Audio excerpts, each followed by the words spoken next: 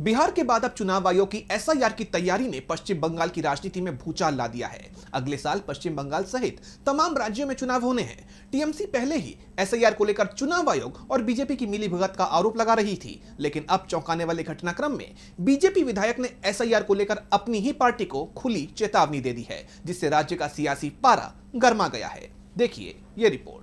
बिहार के बाद अब चुनाव आयोग पूरे देश में एसआईआर कराने की तैयारी में है और अब उसका फोकस उन राज्यों पर है जहां चुनाव होने को हैं और इसमें पश्चिम बंगाल का नाम भी शामिल है। एक तरफ चुनाव आयोग और बीजेपी पर एसआईआर को लेकर मिलीभगत के आरोप लगे हैं, लेकिन इस बीच अब एक चौंकाने वाले घटनाक्रम में बीजेपी विधायक आसिम सरकार ने अपनी ही पार्टी को चेतावनी दे दी है। उन्होंने कहा है कि अगर एसआईआर के तहत मटुआ समुदाय से नागरिकता मांगी गई तो समुदाय बीजेपी को नहीं छोड़ेगा।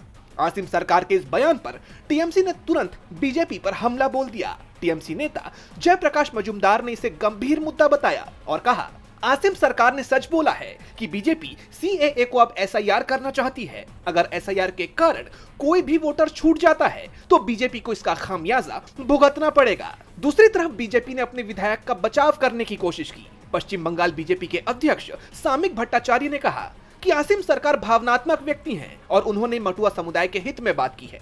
आपको बता दें कि मटुआ समुदाय दलित नामशूद्रों का एक बड़ा हिस्सा है जो धार्मिक उत्पीड़न के कारण भारत आ गए थे और नागरिकता संशोधन अधिनियम यानी सीएए 2020 में पास हुआ था, जो साल 2015 से पहले भारत आए गैर मुस्लिमों को नागरिकता देने का प्रावधान करता है।